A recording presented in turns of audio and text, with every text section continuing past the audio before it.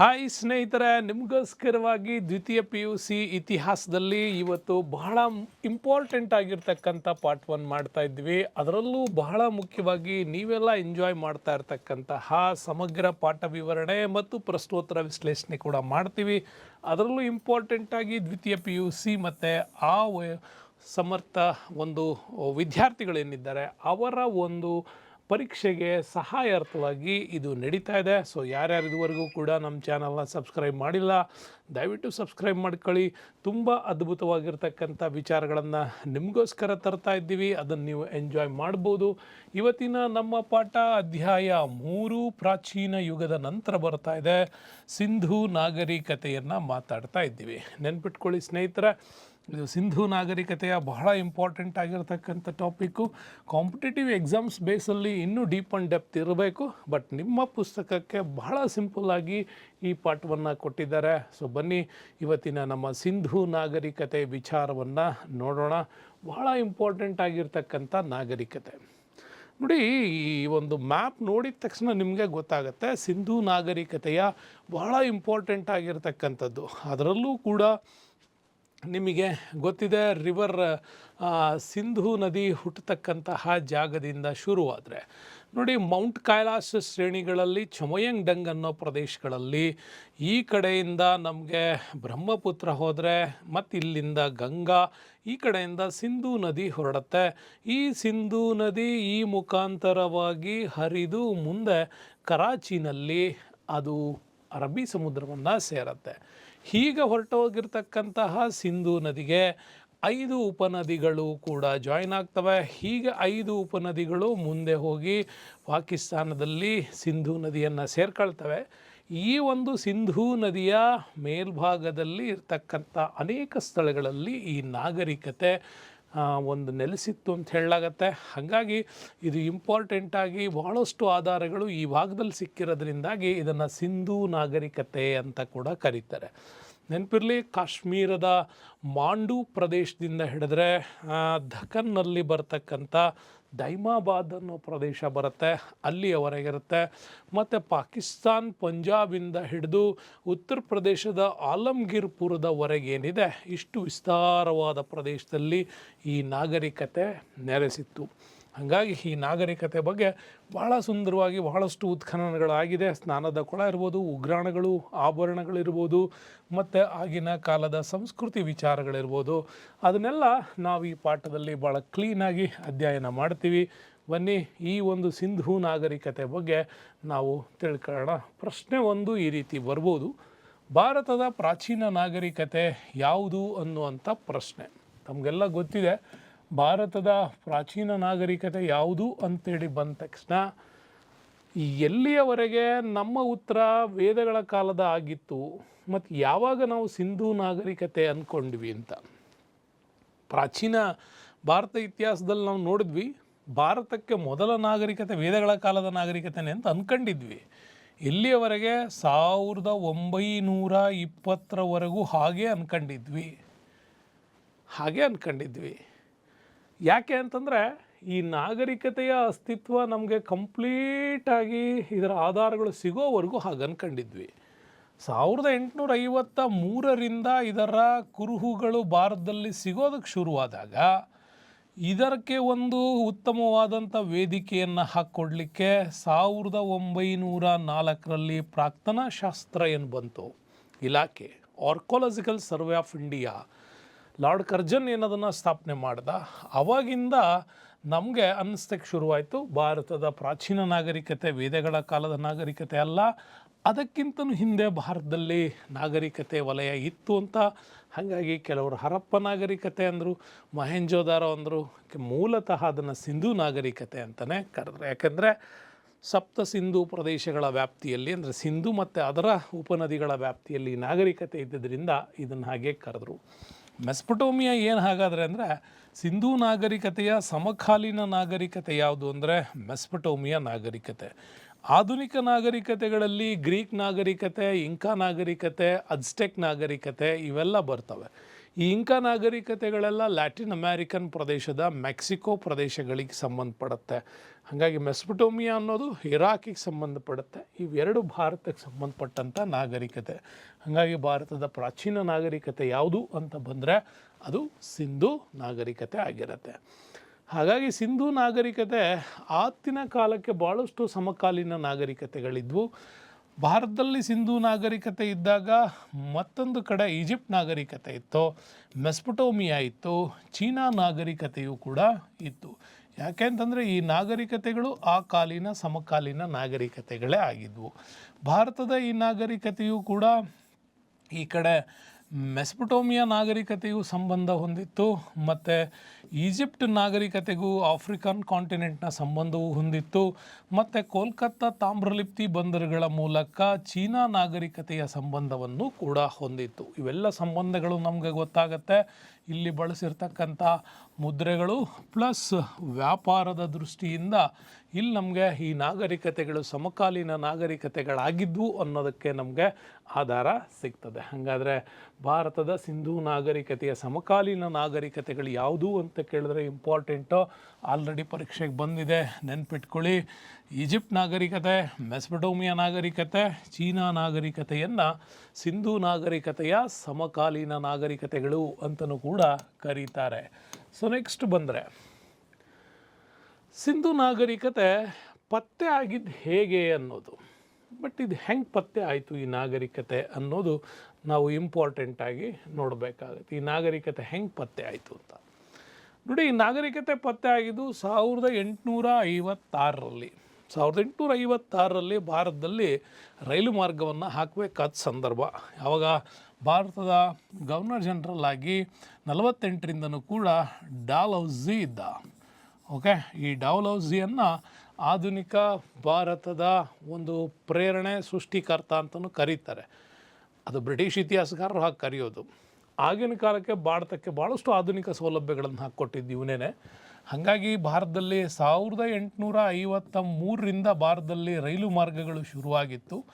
Bombay to Thane ಏನಿದೆ, Bombay to ಥಾನಾ ಭಾರತದ ಮೊದಲ ಏನಿದು ಒಂದು ನಮಗೆ ಬಾಂಬೆ ಟು ಥಾನಾ ಏನಿದೆ ಇದು ನಮಗೆ ಮೊಟ್ಟ ಮೊದಲ ರೈಲು ಮಾರ್ಗ ಹಾಕಿದ್ದು. ಆಮೇಲೆ ಕೋಲ್ಕತ್ತಾ ಟು ರಾಣಿಗಂಜ್ಗೆ ಹಾಕ್ತಾರೆ 1854ರಲ್ಲಿ. ಓಕೆ, 54ರಲ್ಲಿ ಕೋಲ್ಕತ್ತಾ ಟು ರಾಣಿಗಂಜ್ ಕಲ್ಲಿದ್ದಲು ಬೇಕಾಗಿತ್ತಲ್ವಾ, ಅದಕ್ಕೋಸ್ಕರ ಹಾಕ್ತಾರೆ. ಹೀಗೆ ಹಾಕ್ತಾ ರೈಲು ಮಾರ್ಗ ಹಾಕೋ ಸಂದರ್ಭದಲ್ಲಿ ಸಿಂಧ್ ಮೂಲದಲ್ಲೂ ನಾವೊಂದು ರೈಲು ಮಾರ್ಗ ಹಾಕೋ ಸಂದರ್ಭದಲ್ಲಿ ಅಲ್ಲಿ ಸಿಕ್ಕಂಥ ಕೆಲವು ಮುದ್ರೆಗಳು, ಸುಟ್ಟ ಇಟ್ಟಿಗೆಗಳು, ಇವುಗಳಿಂದಾಗಿಯೇ ಇಲ್ಲಿ ಏನೋ ಒಂದು ಹಳೆಯ ನಾಗರಿಕತೆ ಇರಬಹುದು ಅನ್ನುವಂಥದ್ದು ಕುರುಹುಗಳು ಗೊತ್ತಾಯಿತು.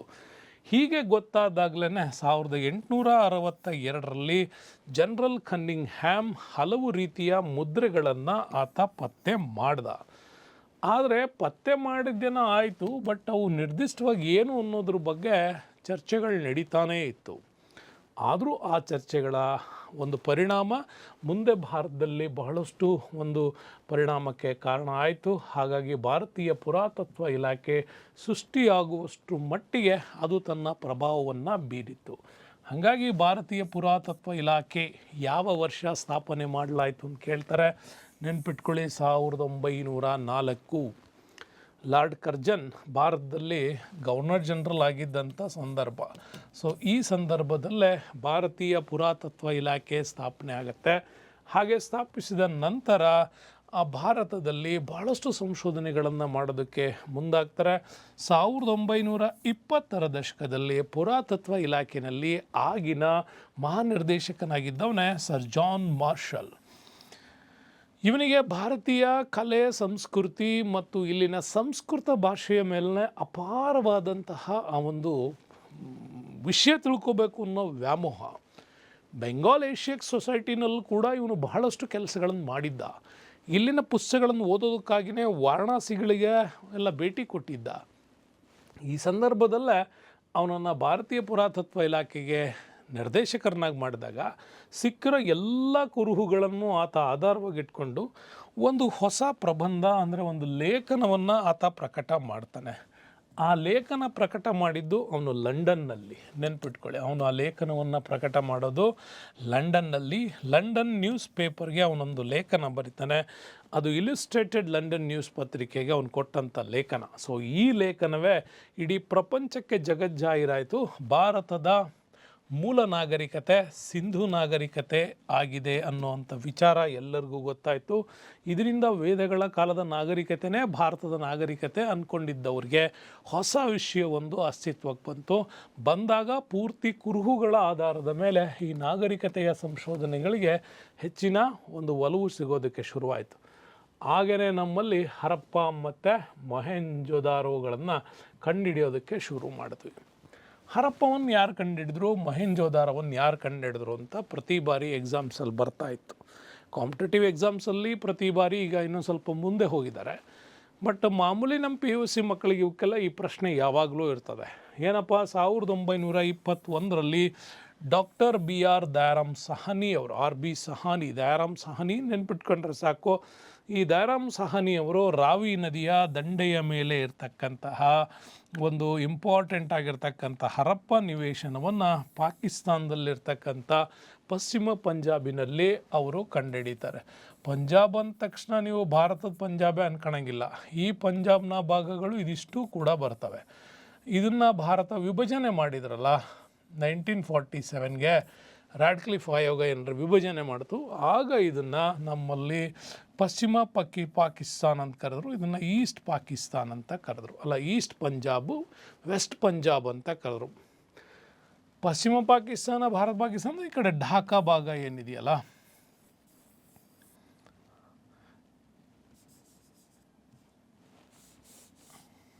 ಈ ಒಂದು ಪಶ್ಚಿಮ ಪಾಕಿಸ್ತಾನ್ ಭಾಗಗಳನ್ನು ಕೂಡ ನೀವು ನೋಡುವಾಗ ನಿಮಗದು ಅರ್ಥ ಆಗುತ್ತೆ. ಭಾರತದಲ್ಲಿ ಏನು ನಮಗೆ ಈ ಕಡೆ ಭಾಗವನ್ನು ವೆಸ್ಟ್ ಪಾಕಿಸ್ತಾನ್ ಅಂದರು, ಈ ಕಡೆ ಭಾರತದಲ್ಲಿ ಈ ಕಡೆ ಬರುವಂಥ ಢಾಕಾ ಭಾಗ ಏನಿದೆ ಬಾಂಗ್ಲಾದೇಶ್, ಇದನ್ನು ಏನಂತ ಕರೆದ್ರು ಅಂದರೆ ಈಸ್ಟ್ ಪಾಕಿಸ್ತಾನ್ ಅಂತ ಕರೆದ್ರು. ವೆಸ್ಟ್ ಪಂಜಾಬ್ ಮತ್ತು ಈಸ್ಟ್ ಪಂಜಾಬ್ ಅಂತ ಕರೆದಿದ್ದು ನಮ್ಮಲ್ಲಿ ಭಾರತವನ್ನೇನು ವಿಭಜನೆ ಮಾಡುವಾಗ ಏನು ಬಂತು ಪಂಜಾಬ್ನ ವಲಯ, ಇದನ್ನು ನಮ್ಮಲ್ಲಿ ಈಸ್ಟ್ ಮತ್ತು ವೆಸ್ಟ್ ಅಂತೇಳಿ ಡಿವೈಡ್ ಮಾಡ್ತಾರೆ. ಹಾಗಾಗಿ ಪಶ್ಚಿಮ ಪಂಜಾಬಿನ ಅಂತ ಯಾವಾಗಲೂ ಕೊಡೋದು. ಪಾಕಿಸ್ತಾನ್ ಪಂಜಾಬಲ್ಲಿ ಮಾಂಟೆಗೋಮರಿ ಜಿಲ್ಲೆಯಲ್ಲಿ ಬರ್ತಕ್ಕಂಥ ಹರಪ್ಪ ನಿವೇಶನ ಭಾಳ ಸರಿ ಕೇಳಿದ್ದಾನೆ. ಯಾವ ನದಿ ದಂಡೆಯ ಮೇಲೆ ಅಂತ ನೆನ್ಪಿಟ್ಕೊಳ್ಳಿ. ಸಿಂಧೂ ನದಿಯ ಉಪನದಿಯಾಗಿರ್ತಕ್ಕಂಥ ರಾವಿ ನದಿಯ ದಂಡೆಯ ಮೇಲೆ ಈ ಒಂದು ಹರಪ್ಪ ನಾಗರಿಕತೆ ಕುರುಹುಗಳು ಸಿಕ್ತು ಅಂತ. ಅದಾದಮೇಲೆ ನಮಗೆ ಮೊಹೆಂಜೊದಾರೋ ಸಿಕ್ತು. 1922ರಲ್ಲಿ RD ಬ್ಯಾನರ್ಜಿ ಅವರು ಏನು ಮಾಡಿದ್ರಪ್ಪ ಅಂದರೆ ಲಾರ್ಖಾನಾ ಜಿಲ್ಲೆಯಲ್ಲಿ ಉತ್ಖನನವನ್ನು ಕೈಗೊಂಡರು. ಇದು ಕೂಡ ಪಾಕಿಸ್ತಾನದಲ್ಲೇ ಬರುತ್ತೆ. ಅಲ್ಲಿ ಮೊಹೆಂಜೊದಾರೋ ನಗರವನ್ನು ಕಂಡುಹಿಡಿತಾರೆ. 7 ಬಾರಿ ಅವನತಿ ಹೊಂದಿ 7 ಬಾರಿ ಸೃಷ್ಟಿಯಾದಂತಹ ಅಭೂತಪೂರ್ವ ಸ್ಥಳವೇ ಮೊಹೆಂಜೊದಾರೋ ಅಂತ ಮೊಹೆಂಜೊದಾರೋವನ್ನು ಕರೀತಾರೆ. ಮೊಹೆಂಜೊದಾರೋ ಅಂದರೆ ಸಿಂಧಿ ಭಾಷೆಯಲ್ಲಿ ಮಡಿದವರ ದಿಬ್ಬ, ಮೌಂಟ್ ಆಫ್ ಡೆಡ್ ಅಂತ ಕರೀತಾರೆ. ಈ ಮೌಂಟ್ ಆಫ್ ಡೆಡ್ ಅನ್ನೋದನ್ನೇ ನಮ್ಮಲ್ಲಿ ಮಡಿದವರ ದಿಬ್ಬ ಅಂತ ಕೂಡ ಇಲ್ಲಿ ವರ್ಣನೆ ಮಾಡಲಾಗತ್ತೆ. ಈ ಮೊಹೆಂಜೊದಾರೋವನ್ನು ಕಂಡುಹಿಡಿದವರು RD ಬ್ಯಾನರ್ಜಿ, ನೆನಪಿಟ್ಕೊಳ್ಳಿ. ಇದು ಮಾಂಟೆಗೋಮರಿ, ಇದು ಲಾರ್ಖಾನಾ ಜಿಲ್ಲೆಯಲ್ಲಿ ಬರ್ತಕ್ಕಂಥದ್ದು. ಮಾಂಟೆಗೋಮರಿಯಲ್ಲಿ ಹರಪ್ಪ ಬಂದರೆ ಲಾರ್ಖಾನಾದಲ್ಲಿ ಇದು ಬರುತ್ತೆ. ಭಾರತದಲ್ಲಿರ್ತಕ್ಕಂಥ ಅನೇಕ ನಿವೇಶನಗಳನ್ನು ಬಹಳ ಇಂಪಾರ್ಟೆಂಟಾಗಿ ನಮ್ಮಲ್ಲಿ ಎಕ್ಸ್ಪ್ಲೈನ್ ಮಾಡ್ತಾರೆ. ಈ ರೂಪರನ್ನು ಕಂಡುಹಿಡಿದವರು ಪಂಜಾಬು YD ಶರ್ಮಾ. ಭಾಳಷ್ಟು ಸಾರಿ ಕೇಳ್ತಕ್ಕಂಥದ್ದು ನೆನ್ಪಿಟ್ಕೊಳ್ಳಿ, ಈ ಒಂದು ಲೋತಲನ್ನು ಯಾರು ಕಂಡುಹಿಡಿದ್ರು ಅನ್ನೋದು ಪ್ರತಿ ಸಾರಿ ಕೇಳ್ತಾರೆ. ಲೋತಲನ್ನು ಕಂಡುಹಿಡಿದವರು SR ರಾವ್ ಅವರು, ನೆನ್ಪಿಟ್ಕೊಳ್ಳಿ. ಇವ್ರು ನಮ್ಮ ಶಿಕಾರಿಪುರದವರೇ, ಓಕೆ. ಅವ್ರು ಇದನ್ನು ಕಂಡುಹಿಡಿತಾರೆ. ನೆಕ್ಸ್ಟು ಖಾಲಿಬಂಗನ್ ಅಂತ ಬರುತ್ತೆ. ಖಾಲಿಬಂಗನನ್ನು ಕಂಡುಹಿಡಿದವರು BK ಥಾಪರ್ ಅವರು. ದೊಲವೀರವನ್ನು ಕಂಡುಹಿಡಿದವರು ಡಾಕ್ಟರ್ RS ಬಿಸ್ತ್ ಅವರು. ಇನ್ನು ಚಾನ್ನುಧಾರೋ ಬರ್ತದೆ. ಗ್ರಾಮೀಣ ಸಂಸ್ಕೃತಿಯ ಮೂಲ ರೂಪವನ್ನು ಹೊಂದಿರತಕ್ಕಂಥ ಹರಪ್ಪ ನಾಗರಿಕತೆಯ ಸ್ಥಳ ಚಾನ್ನುಧಾರೋ. ಇದನ್ನು ಕಂಡುಹಿಡಿದವರು NG ಮಜುಮ್ದಾರ್ ಅವರು. ಆಲಮ್ಗೀರ್ಪುರ ಉತ್ತರ ಪ್ರದೇಶದಲ್ಲಿ ಬರುತ್ತೆ. YD ಶರ್ಮಾರ್ ಅವರು ಕಂಡುಹಿಡಿತಾರೆ. ಸುರ್ಕೊಟ್ಟಾಡ ಒಂದು ನಾವು ಏನು ಲೋಥಲ್ ಬಗ್ಗೆ ಮಾತಾಡ್ತೀವಿ, ಸೇಮ್ ಸುರ್ಕೋಟಡ ಕೂಡ ಇಲ್ಲಿನ ಪ್ರಮುಖವಾಗಿರ್ತಕ್ಕಂಥ ಬಂದರು ವಲಯ. ಇದನ್ನು GP ಜೋಶಿ ಅವರು ಕಂಡುಹಿಡಿತಾರೆ.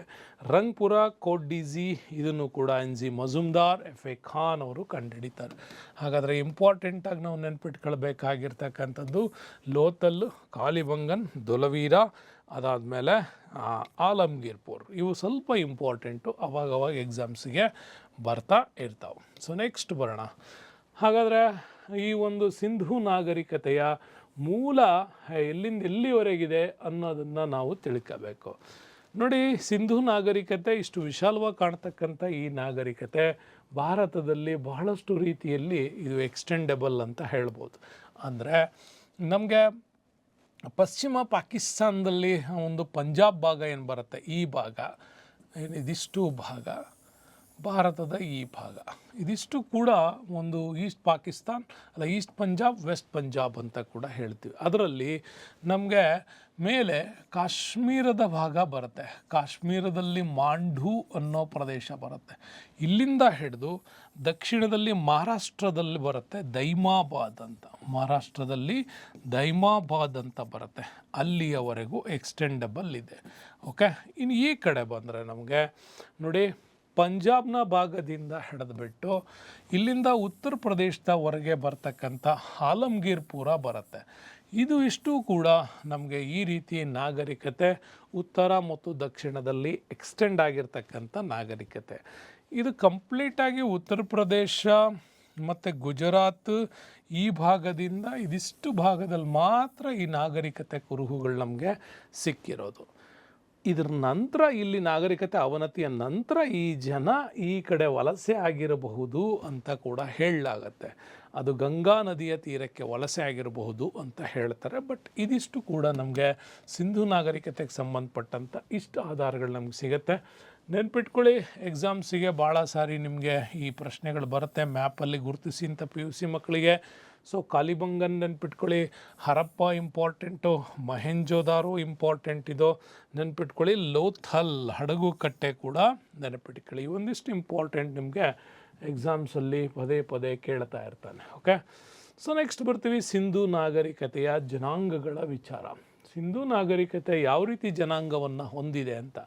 ಸಿಕ್ಕಿರ್ತಕ್ಕಂತಹ ಮಾನವನ ಕೆಲವು ಅಸ್ತಿತ್ವದ ಕುರುಹುಗಳನ್ನು ಆಧರಿಸಿಬಿಟ್ಟು ಈ ನಾಗರಿಕತೆಯನ್ನು ಅವರು ಹೇಳ್ತಾರೆ ಪ್ರೋಟೋ ಆಸ್ಟ್ರೋಲಾಯ್ಡ್ಗೆ ಸಂಬಂಧಪಟ್ಟಿರ್ಬೋದು, ಮತ್ತು ಮೆಡಿಟರೇನಿಯನ್ ಜನಾಂಗಕ್ಕೆ, ಮಂಗೋಲಿಯನ್ ಬುಡಕಟ್ಟುಗಳಿಗೆ, ಆಲ್ಫೈನ್ ಕುಲಕ್ಕೆ ಸೇರಿದವರು ಅಂತಲೂ ಕೂಡ ನಂಬಲಾಗ್ತಾ ಇದೆ.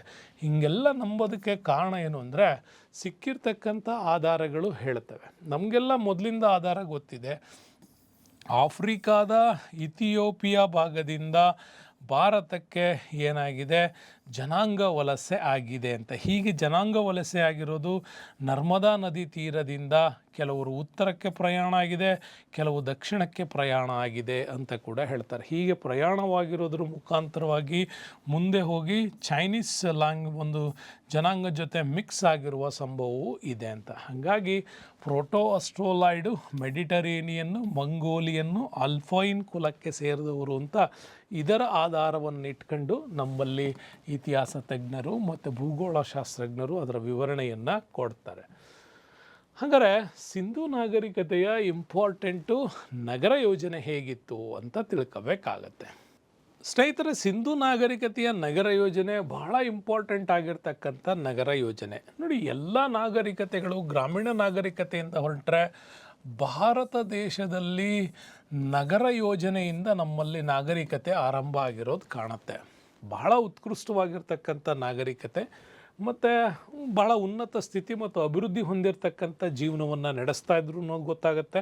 ಯಾಕೆ ಅಂತಂದರೆ ಈ ಜನರು ಆ ಕಾಲದಲ್ಲಿ ನಿರ್ಮಾಣ ಮಾಡಿರ್ತಕ್ಕಂತಹ ರಸ್ತೆಗಳ ಜೊತೆಗೆ ವೈಜ್ಞಾನಿಕ ರೀತಿಯಲ್ಲಿನ ಒಳಚರಂಡಿ ವ್ಯವಸ್ಥೆ, ಯೋಜನಾಬದ್ಧ ನಗರಗಳನ್ನು ನಿರ್ಮಾಣ ಮಾಡೋದರಲ್ಲಿ ಮೊಟ್ಟ ಮೊದಲಿಗರು ಅಂತಲೇ ಹೇಳ್ತೀವಿ.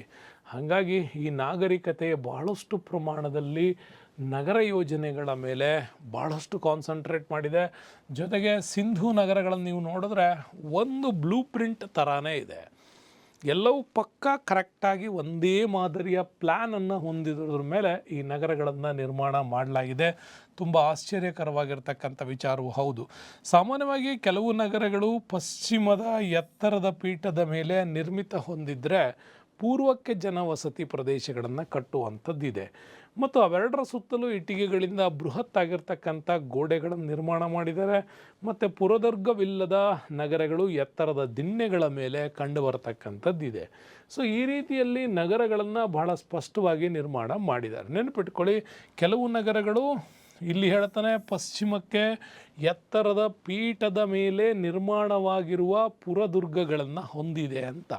ಯಾಕೆಂದರೆ ಇವುಗಳ ಪುರದುರ್ಗಗಳನ್ನು ಎತ್ತರವಾಗಿ ಕಟ್ಟಿರ್ತಕ್ಕಂಥದ್ದಿದೆ. ಅದರ ಪೂರ್ವಕ್ಕೆ ಜನವಸತಿ ಪ್ರದೇಶ.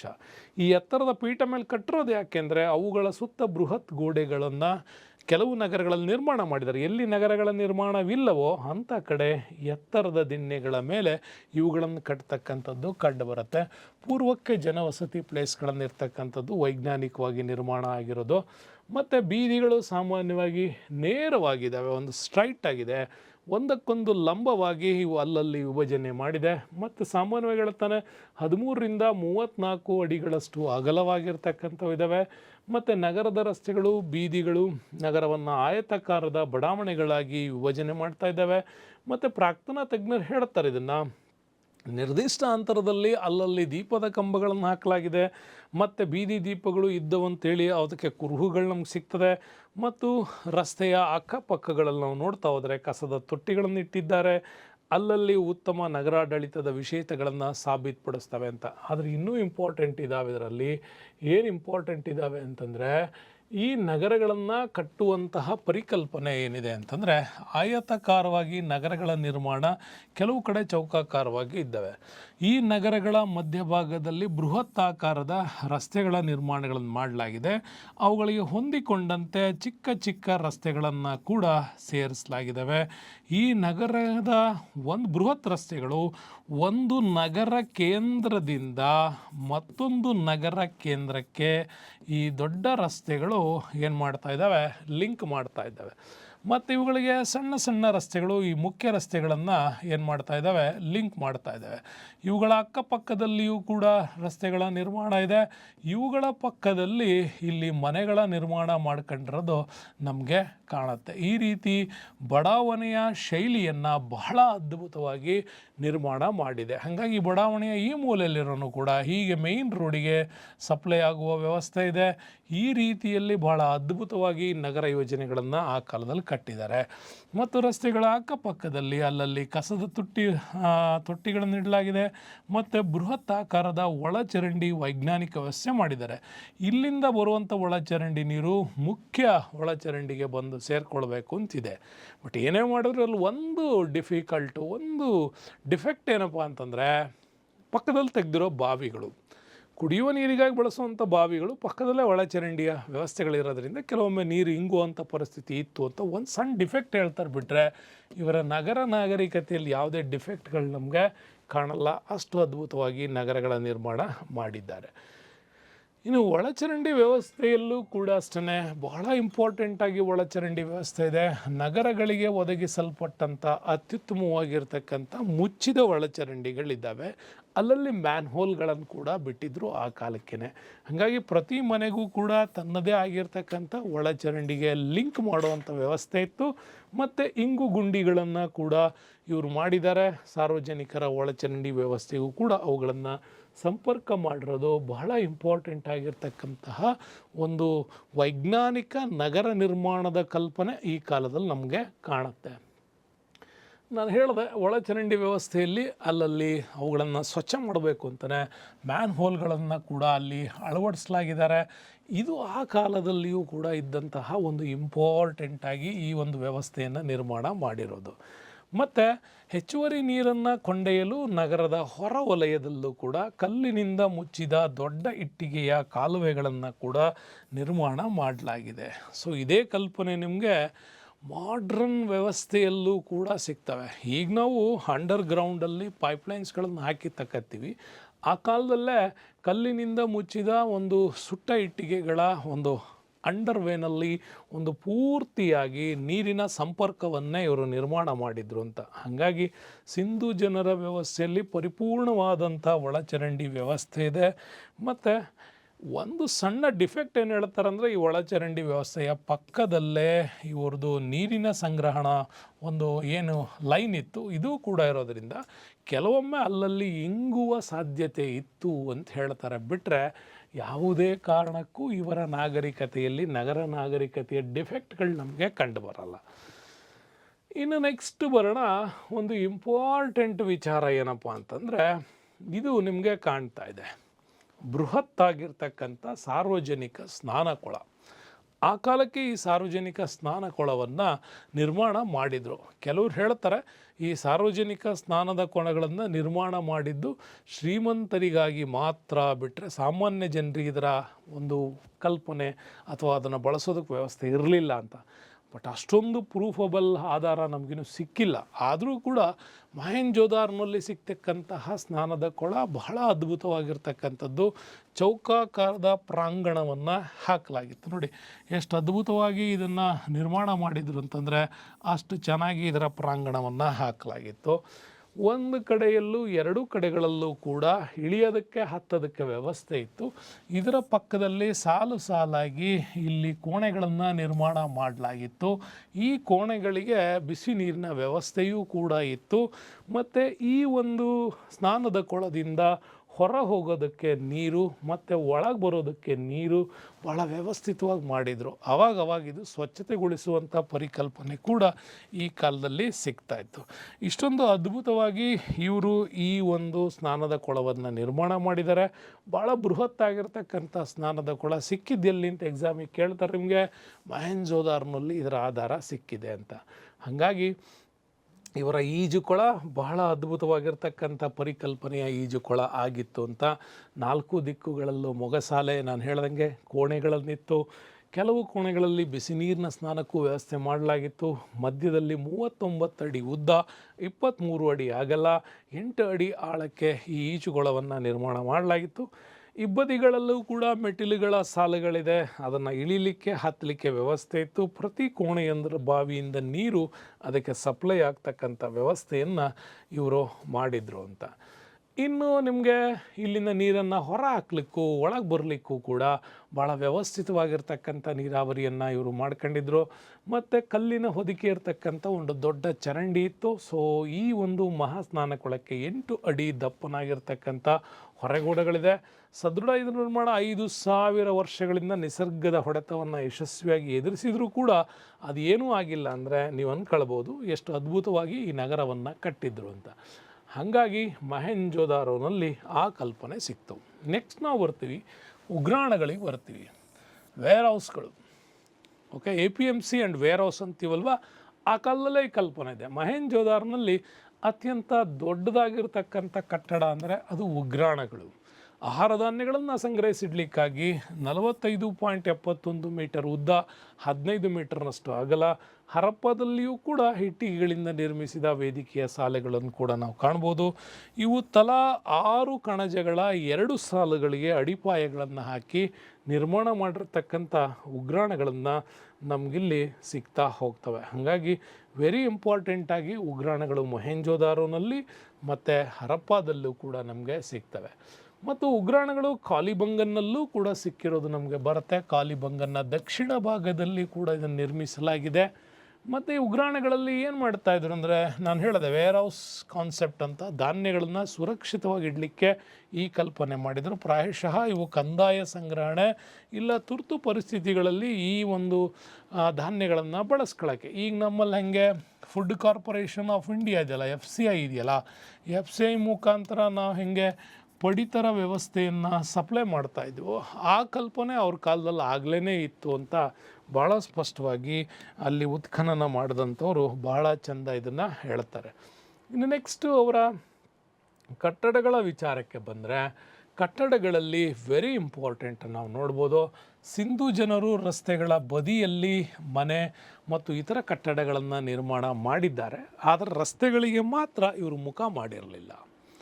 ಇವರ ಮನೆಯ ಹಿಂಬದಿಗೆ ರಸ್ತೆಗಳು ಇರ್ತಾ ಇತ್ತು ಆ ಥರದ್ದು. ಯಾಕೆಂದರೆ ರಸ್ತೆಯ ಧೂಳೆಲ್ಲ ಒಳಗಡೆ ಬರಬಾರ್ದು ಅನ್ನೋ ಕಾನ್ಸೆಪ್ಟ್ ಅವ್ರ ಕಾಲದಲ್ಲಿತ್ತು. ಹಾಗಾಗಿ ಇವರು ಸುಟ್ಟ ಇಟ್ಟಿಗೆಗಳಿಂದ ಮನೆಗಳನ್ನು ನಿರ್ಮಾಣ ಮಾಡಿದ್ದಾರೆ. ಮೇಲ್ಛಾವಣಿ ಹೊಂದಿದ ಮನೆಗಳನ್ನು ಕೂಡ ನಿರ್ಮಾಣ ಮಾಡಿದ್ದಾರೆ. ಪ್ರತಿ ಮನೆಯೂ 2 ಅಥವಾ ಹೆಚ್ಚು ಕೋಣೆಗಳನ್ನು ಹೊಂದಿದ್ದಾವೆ. ಒಂದಕ್ಕಿಂತ ಹೆಚ್ಚು ಮಹಡಿ ಮನೆಗಳನ್ನು ಕೂಡ ಕಟ್ಟಿರ್ತಕ್ಕಂಥದ್ದು ಇಲ್ಲಿ ನಮಗೆ ಸಿಗತ್ತೆ ಅಂತ. ಹಾಗಾಗಿ ಒಳಾಂಗಣದ ಸುತ್ತಲೂ ಕೂಡ ಕಂಬಗಳುಳ್ಳಂತಹ ಹಜಾರಗಳಿದ್ದಾವೆ ಮತ್ತು ಸ್ನಾನದ ಗೃಹಗಳಿದ್ದಾವೆ, ಕಲ್ಲಿನ ನೆಲ ಹಾಸುಗಳಿದ್ದಾವೆ. ನೋಡಿ, ಈಗ ಟೈಲ್ಸ್ಗಳನ್ನೆಲ್ಲ ಯೂಸ್ ಮಾಡ್ತಿರೋ ಗ್ರಾನೈಟು ಟೈಲ್ಸು, ಸೊ ಆ ಕಾಲದಲ್ಲೇ ಹಾಕಿದ್ದಾರೆ. ಅಡುಗೆ ಕೋಣೆಗಳಿದ್ದಾವೆ, ಬಾವಿ ಮುಂತಾದವುಗಳನ್ನು ಕೂಡ ಇಲ್ಲಿ ಭಾಳ ಅದ್ಭುತವಾಗಿ ವಿನ್ಯಾಸ ಮಾಡಿರ್ತಕ್ಕಂಥ ಒಂದು ಮನೆಗಳನ್ನು ನಾವು ಕಾಣ್ತೇವೆ. ಓಕೆ, ಸೊ ನೆಕ್ಸ್ಟು ನಾವು ನೋಡಬೇಕಪ್ಪ ಅಂತಂದರೆ ಇಂಥದ್ದೊಂದು ಅದ್ಭುತವಾಗಿರ್ತಕ್ಕಂಥ ದೊಡ್ಡ ಹಜಾರ ಇರ್ತಕ್ಕಂಥ ಒಂದು ಕಟ್ಟಡ ಸಿಕ್ಕಿದೆ. ಸೊ ಆ ದೊಡ್ಡ ಹಜಾರದ ಕಟ್ಟಡ ಸುಮಾರು 80 ಅಡಿ ಉದ್ದ ಇದೆ, 80 ಅಡಿ ಅಗಲ ಇದೆ. ಬಟ್ ಅದು ಮನೆ ಅನ್ಕೊಳಂಗಿಲ್ಲ, ದೊಡ್ಡ ಹಜಾರ. ಅದೊಂದು ಯಾವುದೋ ಒಂದು ಅರಮನೆ ಅಥವಾ ದೇವಸ್ಥಾನ ಇರ್ಬೋದು, ಅಥವಾ ಒಂದು ಯಾವುದೋ ಪ್ರಾಂಗಣ ಇರ್ಬೋದು ಅಂತ ಹೇಳ್ತಾರೆ. ಅಂಥ ಒಂದು ಸಭಾಂಗಣ ಇದೆ. ಇಲ್ಲಿ ಕಾರ್ಮಿಕರ ವಸತಿ ಗೃಹಗಳನ್ನು ಕೂಡ ಉಗ್ರಾಣದ ಅಕ್ಕಪಕ್ಕ ನಿರ್ಮಾಣ ಮಾಡಿರೋದು ಕಾಣುತ್ತೆ. ಮತ್ತು ಅತ್ಯುತ್ತಮ ನೀರು ಸರಬರಾಜು ವ್ಯವಸ್ಥೆ ಇದೆ. ಸಾರ್ವಜನಿಕ ಬಾವಿಗಳನ್ನು ಕೂಡ ಕಟ್ಟಲಾಗಿದೆ. ಪ್ರತಿಯೊಂದು ದೊಡ್ಡ ಮನೆಯು ತನ್ನದೇ ಆದ ಬಾವಿಯನ್ನು ಸ್ವಂತವಾಗಿ ಹೊಂದಿರೋದಿದೆ. ಲೋಥಲ್ನಲ್ಲಿ ಒಂದು ಅದ್ಭುತವಾದಂಥ ಹಡಗು ಕಟ್ಟೆಯು ಕೂಡ ನಮಗೆ ಸಿಕ್ಕೋದು ಇಲ್ಲಿ ಕಂಡು ಬರುತ್ತೆ. ಇನ್ನು ಇಷ್ಟೆಲ್ಲ ನಾವು ಸಿಕ್ಕಿರೋದನ್ನು ಹೇಳೋದಾದರೆ ನೆನ್ಪಿಟ್ಕೊಳ್ಳಿ, ಇದು PUC ಮಕ್ಕಳ ಲೆವೆಲ್ಲಿಗೆ ಇರತಕ್ಕಂಥದ್ದು. ಬಟ್ ನೀವು ಇದನ್ನು IAS KAS UPSC ಲೆವೆಲಿಗೆ ನೋಡಬೇಕು ಅಂದರೆ ಸ್ಥಳಗಳಲ್ಲಿ ಸಿಕ್ಕಿರ್ತಕ್ಕಂಥ ಆಧಾರಗಳ ಆಧಾರದ ಮೇಲೆ ನೋಡಬೇಕು. MCQಸ್ಗೆ ಎಕ್ಸ್ಪ್ಲನೇಷನ್ಸಲ್ಲಿ ಬಂದರೆ ನೀವು ರಾಜಕೀಯ ಸ್ಥಿತಿ ಇಂಪಾರ್ಟೆಂಟಾಗಿ ನೋಡ್ಕೋಬೇಕು. ಇನ್ನು ಸಿಂಧೂ ಕಾಲದ ನಾಗರಿಕತೆ ಜನರ ರಾಜಕೀಯ ಸ್ಥಿತಿ ನೋಡೋದಾದರೆ ವ್ಯವಸ್ಥಿತವಾಗಿರ್ತಕ್ಕಂಥ ನಗರ ನಿರ್ಮಾಣ, ಉಗ್ರಾಣ, ನಗರಾಡಳಿತ ಎಲ್ಲದನ್ನು ಹೊಂದಿದ್ದಾರೆ. ಅಂದರೆ ಅದ್ಭುತವಾದ ರಾಜಕೀಯ ಸ್ಥಿತಿ ಇದ್ದೇ ಇರುತ್ತಿತ್ತು. ಆದರೆ ರಾಜಕೀಯ ಸ್ಥಿತಿಗಳನ್ನು ಭಾಳ ಕ್ಲೀನಾಗಿ ಅಧ್ಯಯನ ಮಾಡೋಕ್ಕಾಗಿಲ್ಲ ನಮಗೆ. ಯಾಕಾಗಿಲ್ಲ ಅಂದರೆ ಇವರಿಗೆ ಸಂಬಂಧಪಟ್ಟಂತಹ ಲಿಖಿತ ದಾಖಲೆಗಳನ್ನು ಡಿಕೋಡ್ ಮಾಡಲಿಕ್ಕಾಗಿಲ್ಲ. ಯಾವುದೋ ಸಿಕ್ಕಿರೋ ಒಂದು ಪಟ್ಟಿ ಸಿಕ್ಕಿದೆ, ಅಕ್ಷರಗಳ 7 ಅಕ್ಷರಗಳ ಚಿತ್ರಗಳಿರ್ತಕ್ಕಂಥ ಕ್ಯಾಲಿಗ್ರಫಿ ಸಿಕ್ಕಿದೆ. ಬಟ್ ಅದನ್ನು ಡಿಕೋಡ್ ಮಾಡೋಕ್ಕಾಗಿಲ್ಲ, ಯಾವ ಭಾಷೆ ಅಂತಲೇ ಕಂಡುಹಿಡಿಯೋಕ್ಕಾಗಿಲ್ಲ. ಹಾಗಾಗಿ ಅವ್ರಿಗೆ ಸಂಬಂಧಪಟ್ಟಂತಹ ಲಿಖಿತ ದಾಖಲೆಗಳು ಸಿಗದೇ ಇರೋದರಿಂದಾಗಿ ಇವರ ರಾಜಕೀಯ ಸ್ಥಿತಿಗಳನ್ನು ಊಹೆ ಮಾಡ್ಬೋದು, ಬಿಟ್ಟರೆ ನಿಖರವಾಗಿ ಹೇಳಲಿಕ್ಕೆ ಸಾಧ್ಯ ಇಲ್ಲ. ಆದರೂ ಒಂದಿಷ್ಟು ಇವರ ಗ್ರಾಮ, ನಗರ, ಸಿಕ್ಕಿರೋ ಪ್ರಾಕ್ತನ ಆಧಾರ ಇದನ್ನೆಲ್ಲ ನೋಡಿದ್ರೆ ಇವರ ರಾಜಕೀಯದಲ್ಲಿ ಬಹಳ ಇಂಪಾರ್ಟೆಂಟಾಗಿ ನಾವು ಬಹಳ ನಿಖರವಾಗಿ ಹೇಳಲಿಕ್ಕೆ ಕಷ್ಟವಾದರೂ ಕೂಡ ದೋಷರಹಿತವಾದ ಮತ್ತು ವ್ಯವಸ್ಥಿತ ನಗರ ಯೋಜನೆಯ ಆಧಾರದ ಮೇಲೆ ಏಕರೂಪ ಮತ್ತು ಕಠಿಣ ಕಾಯ್ದೆಗಳು ಇತ್ತು ಅನ್ನೋದು ಗೊತ್ತಾಗುತ್ತೆ. ಪ್ರಬಲ ಆಡಳಿತ ಅಸ್ತಿತ್ವದಲ್ಲಿ ಇದ್ದೇ ಇರುತ್ತೆ ಅನ್ನುವಂತಹ ಎಕ್ಸ್ಪ್ಲನೇಷನ್ಸ್ ಕೂಡ ಇಲ್ಲಿ ಕೊಡ್ತಾರೆ. ಇನ್ನು ನಗರ ಯೋಜನೆ, ಒಳಚರಂಡಿ ವ್ಯವಸ್ಥೆ, ನೀರಾವರಿ ಸರಬರಾಜು, ರಸ್ತೆಗಳ ನಿರ್ವಹಣೆ ಎಲ್ಲದರಲ್ಲೂ ಏಕರೂಪತೆ ಇದೆ ಅನ್ನೋದಾದರೆ ಅವರು ವ್ಯವಸ್ಥಿತವಾಗಿ ಈ ಥರದ ಒಂದು ಸಂಘಟನೆಗಳನ್ನ ಮಾಡಿಕೊಂಡು ಅದಕ್ಕೆ ಬೇಕಾಗಿರ್ತಕ್ಕಂಥ ಕಾರ್ಪೊರೇಟ್ ಸಿಸ್ಟಮನ್ನು ಅವ್ರು ಕ್ರಿಯೇಟ್ ಮಾಡಿರ್ಬೋದು ಅಂತ ಕೂಡ ಹೇಳ್ತಾರೆ. ಅದರಲ್ಲೇ ಡಾಕ್ಟರ್ SR ರಾವ್ ಅವರು ಇದ್ದಾರಲ್ಲ, ಅವರು ಏನು ಮಾಡ್ತಾರೆ ಅಂದರೆ ಆಗಿನ ಕಾಲಕ್ಕೆ ಸಿಕ್ಕಂಥ ಕೆಲವು ಮುದ್ರೆಗಳು, ಅಂದರೆ ಇವತ್ತು ಕಾಯಿನ್ ಅಂತ ಏನಂತೀವಲ್ಲ, ಆವಾಗಿನ ಕಾಲದ ಮುದ್ರೆಗಳು, ಅವುಗಳ ಲಿಪಿಯನ್ನು ಭೇದಿಸುವುದರಾಗಿ ಹೇಳಿದ್ದು ಅಂದಿನ ನಗರಗಳು ವಿವಿಧ ಶ್ರೇಣಿಯ ಆಡಳಿತಗಾರರನ್ನು ಹೊಂದಿರಬಹುದು ಅಂತ ಅಭಿಪ್ರಾಯ ಪಡ್ತಾರೆ. ಮತ್ತು ಸುಸ್ಥಾಪಿತವಾದಂಥ ಆಡಳಿತ ವ್ಯವಸ್ಥೆಯೊಂದರ ಅಸ್ತಿತ್ವ ಅದರಲ್ಲಿ ಇದೆ ಅನ್ನೋದನ್ನು ಅದು ಸಾಬೀತುಪಡಿಸುತ್ತೆ ಅಂತ ಕೂಡ ಅವರು ಹೇಳುತ್ತಾರೆ. ಇನ್ನು ನಮಗೆ ಇವರ ಸಾಮಾಜಿಕ ಸ್ಥಿತಿನೇ ಬಹಳ ಇಂಪಾರ್ಟೆಂಟು. ರಾಜಕೀಯ ನಾನು ಹೇಳ್ತೀನಿ, ಯಾವುದೂ ಕೂಡ ವಿಸ್ತೃತವಾಗಿ ಇಲ್ಲಿ ಹೇಳಲಿಕ್ಕಾಗಲ್ಲ, ಎಲ್ಲ ಊಹೆಗಳ ಆಧಾರದ ಮೇಲೆ ಹೇಳಬೇಕು. ಯಾಕಂದರೆ ಲಿಖಿತ ದಾಖಲೆಗಳಿಲ್ಲ. ಸಿಕ್ಕಿರೋ ಪ್ರಾಕ್ತನ ಆಧಾರಗಳ ಮೇಲೆ ನಾವು ಎಕ್ಸ್ಪ್ಯಾಂಡ್ ಮಾಡಬೇಕಾಗತ್ತೆ. ಹಾಗಾಗಿ ಇವರ ಸಾಮಾಜಿಕ ಸ್ಥಿತಿ ಬಂದರೆ ಉತ್ಖನಗಳ ಸಹಾಯದಿಂದನೂ ಕೂಡ ಇತಿಹಾಸ ತಜ್ಞರು ಸಮಾಜದಲ್ಲಿ ವೃತ್ತಿ ಆಧಾರಿತವಾಗಿರ್ತಕ್ಕಂಥ 4 ವರ್ಗಗಳಿದ್ದವು ಅಂತ ಹೇಳ್ತಾರೆ. 4 ವರ್ಗಗಳಲ್ಲಿ ನೋಡಿ, ಪಂಡಿತ ವರ್ಗ ಇದೆ, ಯೋಧರಿದ್ದಾರೆ, ವ್ಯಾಪಾರಿಗಳಿದ್ದಾರೆ ಮತ್ತು ಶ್ರಮಿಕ ವರ್ಗ ಇದೆ. ಇದೇ ಮುಂದೆ ವೇದಗಳ ಕಾಲಕ್ಕೂ ಹೋದರೆ ಬ್ರಾಹ್ಮಣ, ಕ್ಷತ್ರಿಯ, ವೈಶ್ಯ, ಶೂದ್ರ ವೇದಗಳ ಕಾಲಕ್ಕೆ ಬಂದರೆ. ಅದ್ರ ಹಿಂದೆ ಪಂಡಿತ ವರ್ಗದಲ್ಲಿ ಯಾರ್ಯಾರು ಇರ್ತಾ ಇದ್ರು ಅಂದರೆ ಪುರೋಹಿತರಿದ್ದಾರೆ, ನೋಡಿ ಪುರೋಹಿತರಿದ್ದಾರೆ, ಜ್ಯೋತಿಷಿಗಳಿದ್ದಾರೆ ಮತ್ತು ವೈದ್ಯರು ಕೂಡ ಸೇರಿದ್ದಾರೆ ಅಂತ ಹೇಳ್ತಾರೆ. ಆ ರೀತಿ ಪಂಡಿತ ವರ್ಗ ಇತ್ತು. ಬಟ್ ಕ್ಯಾಸ್ಟ್ ಸಿಸ್ಟಮ್ಸ್ ಅಂತೂ ಅಲ್ಲ, ವರ್ಗ ವ್ಯವಸ್ಥೆ ಇದೆ. 4 ರೀತಿಯ ವರ್ಗ ವ್ಯವಸ್ಥೆಯನ್ನು ನಿರ್ಮಾಣ ಮಾಡಿರ್ಕೊಳ್ಬೋದು ಅಂತ ಕೂಡ ಇಲ್ಲಿ ಹೇಳಲಾಗತ್ತೆ. ಇನ್ನು ಇವರ ಪ್ರಮುಖವಾಗಿರ್ತಕ್ಕಂಥ ಆಹಾರ ಬೆಳೆ ಗೋಧಿ, ಆಮೇಲೆ ಕೆಲವು ಕಡೆ ಸಿಕ್ಕಿರ್ತಕ್ಕಂಥ ಬಾರ್ಲಿ, ಅಕ್ಕಿ, ರಾಗಿ ಕುರುಹುಗಳು ಕೂಡ ಸಿಕ್ಕಿದ್ದಾವೆ. ಹಣ್ಣುಗಳು, ತರಕಾರಿ, ಖರ್ಜೂರ, ಹಾಲು ಇವುಗಳನ್ನು ಕೂಡ ಬಳಸ್ತಾ ಇದ್ರು. ಮತ್ತು ಮೀನು, ಮಾಂಸ, ಹಂದಿ ಮಾಂಸ, ಕೋಳಿ, ಆಮೆ ಮುಂತಾದ ಮಾಂಸಗಳನ್ನು ಉಪಯೋಗಿಸ್ತಿದ್ರು ಅನ್ನೋದಕ್ಕೂ ಕೂಡ ಸಿಕ್ಕಿರುವ ಕೆಲವು ಆಧಾರಗಳು ಅದನ್ನು ಪ್ರೂವ್ ಮಾಡ್ತಾನೆ ಇದ್ದಾವೆ. ನೆಕ್ಸ್ಟ್ ಹತ್ತಿ ಮತ್ತು ಉಣ್ಣೆ ಬಟ್ಟೆಗಳನ್ನು ಇವರು ಬಳಸ್ತಾ ಇದ್ರು. ಅಲ್ಲಿಗೆ ನಮಗೆ ಗೊತ್ತಾಗುತ್ತೆ ಇವ್ರ ಕಾಲದಲ್ಲಿ ವ್ಯವಸಾಯದಲ್ಲಿ ಹತ್ತಿಯನ್ನು ಬಳಸ್ತಾ ಇದ್ದಾರೆ. ಕುರಿಗಳನ್ನು ಸಾಕ್ತಾ ಇದ್ದಾರೆ ಅಂದರೆ ಉಣ್ಣೆಯ ಬಟ್ಟೆಗಳನ್ನು ಕೂಡ ಇವರು ಉಪಯೋಗ ಮಾಡ್ಕೊಂಡಿದ್ದಾರೆ ಅಂತ. ಹಾಗಾಗಿ ಉಡುಪು ತುಂಬ ಸರಳ. ಪುರುಷರು ಮತ್ತು ಮಹಿಳೆಯರು ಕೂಡ ಮೇಲುಡುಗೆಗಳು, ಕೆಳ ಉಡುಗೆಗಳು ಎಲ್ಲದನ್ನ ಕೂಡ ಬಳಸಿದ್ದಾರೆ. ಅದರಲ್ಲೂ ಶಾಲು ಮತ್ತು ಧೋತಿ ಬಳಸ್ತಕ್ಕಂಥ ಕ್ರಮ ಇವರಲ್ಲಿದೆ. ಸಿಂಧು ಮಹಿಳೆಯರು ತುಂಬ ಆಭರಣ ಪ್ರಿಯರಾಗಿರೋದ್ರಿಂದಾಗಿ ಸ್ತ್ರೀ ಪುರುಷರಿಬ್ಬರು ಕೂಡ ಆಭರಣಗಳನ್ನು ಧರಿಸ್ತಾ ಇದ್ರು. ನಡುಪಟ್ಟಿ, ನತ್ತು, ಕಿವಿಯೋಲೆ, ಕಾಲ್ಗೆಜ್ಜೆ ಮಹಿಳೆಯರು ಮಾತ್ರ ಧರಿಸ್ತಾ ಇದ್ರು ಅಂತ ಹೇಳ್ತಾರೆ. ಇಷ್ಟು ಕರೆಕ್ಟಾಗಿ ಹೆಂಗೆ ಹೇಳ್ತಾರೆ ಅಂತಂದರೆ, ಸಿಕ್ಕಿರ್ತಕ್ಕಂಥ ಕಂಚಿನ ಮೂರ್ತಿ ಏನಿದೆಯಲ್ಲ, ನೃತ್ಯಗಾರ್ತಿಯ ಕಂಚಿನ ಮೂರ್ತಿ ಸಿಕ್ಕಿರೋದ್ರಿಂದ ಆ ಮೂರ್ತಿಯಲ್ಲಿರೋ ಡಿಸೈನ್ಗಳ ಆಧಾರದ ಮೇಲೆ ಅದನ್ನು ಎಕ್ಸ್ಪ್ಲೈನ್ ಮಾಡ್ತಾರೆ. ಹಾಗಾಗಿ ಇವರ ಆಭರಣಗಳಲ್ಲಿ ಆಕಾರ, ವಿನ್ಯಾಸ ವೈವಿಧ್ಯಮಯ ಪೂರ್ಣ ಆಗಿದೆ. ಚಿನ್ನ, ಬೆಳ್ಳಿ ಮತ್ತು ಅಮೂಲ್ಯ ರತ್ನಗಳಿಂದ ಇವರು ಆಭರಣ ತಯಾರಿಸ್ತಾ ಇದ್ರಂತ. ಅಮೂಲ್ಯ ರತ್ನಗಳಿಂದ ಅಂತ ನಮಗೆ ಬಂದಾಗ ಲ್ಯಾಟಿಸ್ ಅಂಥೇಳಿ ಕರಿತೀವಿ. ಆ ಥರದ ಅದ್ಭುತ ಹರಳುಗಳನ್ನು ಇವರು ಪರ್ಚೇಸ್ ಮಾಡ್ತಾಯಿದ್ರು ಅಂತ. ಅದಕ್ಕೆ ನಮಗೆ ಇವರ ವ್ಯಾಪಾರದ ಕಾನ್ಸೆಪ್ಟ್ ಬಂದಾಗ, ಇವರು ವ್ಯಾಪಾರ ಮಾಡುವಾಗ ಈಜಿಪ್ಟ್ ಮತ್ತು ಮೆಸೊಪೊಟೇಮಿಯಾದಿಂದ ಆ ಹರಳುಗಳನ್ನು ತರಿಸ್ಕೊಳ್ತಾ ಇದ್ರು ಅನ್ನೋದಕ್ಕೆ ಕುರುಹುಗಳಿದ್ದಾವೆ. ಹಾಗಾಗಿ ಅಮೂಲ್ಯ ರತ್ನಗಳನ್ನು ಇವರು ಬಳಸ್ತಾ ಇದ್ದಾರೆ ಅಂದರೆ ಗಣಿಗಾರಿಕೆನೂ ಇತ್ತು ಅಂತ ಅರ್ಥ ಆಗುತ್ತೆ. ಇನ್ನು ಮಹಿಳೆಯರಿಗೂ ಕೂಡ ವಿವಿಧ ರೀತಿಯ ಕೇಶಾಲಂಕಾರದ ಕಲೆಗಳು ಕೂಡ ಗೊತ್ತಿತ್ತು. ಅವರು ದಂತದ ಬಾಚಣಿಕೆ, ಕಂಚಿನ ಕನ್ನಡಿಗಳನ್ನು ಬಳಸಿರೋದು ಸಿಗತ್ತೆ. ಬಟ್ ದಂತ, ಲೋಹ, ಮಡಕೆ ಮತ್ತು ಕಲ್ಲಿನಿಂದ ಮಾಡಿರ್ತಕ್ಕಂತಹ ಸೌಂದರ್ಯ ಪ್ರಸಾಧನಗಳು, ಹೂಜಿಗಳು ಮತ್ತು ಹರಪ್ಪದಲ್ಲಿ ಪತ್ತೆ ಆಗಿರೋದ್ರಿಂದ ಮುಖ ಮತ್ತು ತುಟಿಗೆ ಇವರು ಬಣ್ಣವನ್ನು ಹಚ್ತಾ ಇದ್ರು ಅನ್ನೋದು ಕೂಡ ಇಲ್ಲಿ ಅರ್ಥ ಆಗ್ತಾ ಇದೆ. ಇನ್ನು ಒಳಾಂಗಣ ಮತ್ತು ಹೊರಾಂಗಣ ಕ್ರೀಡೆಗಳಿಗೆ ಸಂಬಂಧಪಟ್ಟರಂತೆ ಇವರ ಸಾಮಾಜಿಕ ಜೀವನದಲ್ಲಿ ಇಂಪಾರ್ಟೆಂಟ್ ಕ್ರೀಡೆಗಳಿಗೂ ಕೂಡ ಕೊಟ್ಟಿದ್ದಾರೆ. ಹಾಗಾಗಿ ಇವರು ಪಗಡೆ ಆಡ್ತಕ್ಕಂಥದ್ದು, ಬೇಟೆಯಾಡುವಂಥದ್ದು, ಹೋರಿ ಕಾಳಗ, ಕೋಳಿ ಕಾಳಗ, ಮೀನು ಹಿಡಿಯೋದು ಇವನ್ನೆಲ್ಲ ಆ ಕಾಲದಲ್ಲಿ ಅವರು ಮನರಂಜನೆಗಾಗಿ ಮಾಡ್ತಾ ಇದ್ದಂಥದ್ದು ಗೊತ್ತಾಗತ್ತೆ. ಇನ್ನು ಜೇಡಿ ಮಣ್ಣಿನ ಮಾದರಿಯಲ್ಲಿ ತಯಾರಿಕೆಗಳು, ಚದುರಂಗದ ಮನರಂಜನಾ ವಿಧಾನಗಳು ಕೂಡ ಇಲ್ಲಿ ಮಾಡಿದ್ದಾರೆ. ನೃತ್ಯ ಮತ್ತು ಸಂಗೀತದ ಕಲೆಗಳನ್ನು ಕೂಡ ಇವರು ಅರ್ಥ ಮಾಡ್ಕೊಂಡಿದ್ದಾರೆ.